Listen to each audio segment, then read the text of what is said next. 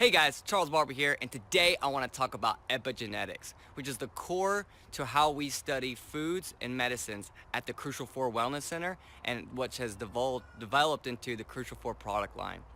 The study of epigenetics is a study of the environment that our genes are surrounded around. And what we've found through Dr. Bruce Lipton's work, that based on our thoughts, feelings, and emotions, our chemistry if you will, that our body will react or respond in a certain way. And Bruce Lipton actually did a phenomenal study on this. He actually took 3 petri dishes, and each petri dish had stem cells pulled from the same location. So he squirted these stem cells into these dishes and then put them into different environments. And what happened is each one of those stem cells turned into different tissues. One was a muscle, one was a nerve, and so on.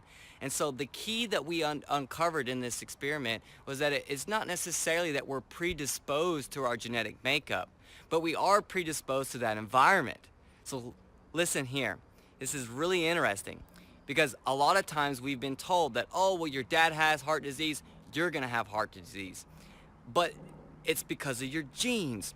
Well, that's not necessarily true because it's the environment that our genes are in that are dictating how they're gonna manifest and how they're gonna all lay out.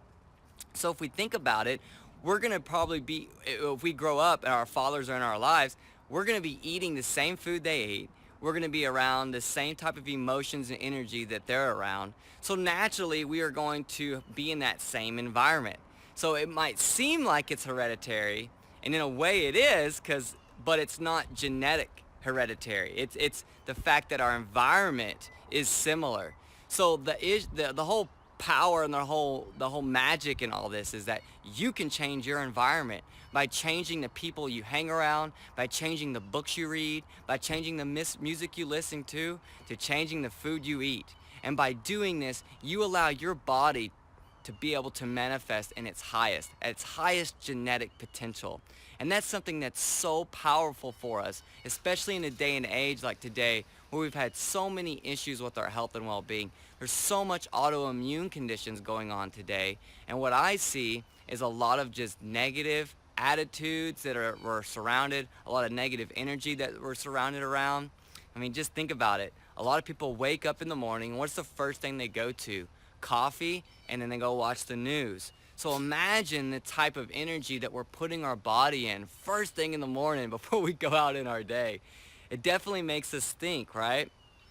So next time you wake up in the morning, next time you wake up, think about this. Think about how can you empower your day so that you can reach your full genetic potential.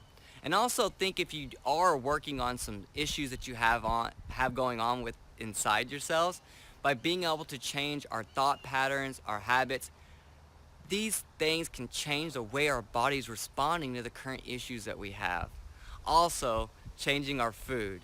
Learning how to bring in healthy, organic, wild genetic food is a really key in getting our body the genetic intelligence it needs to be able to self-heal and self-correct.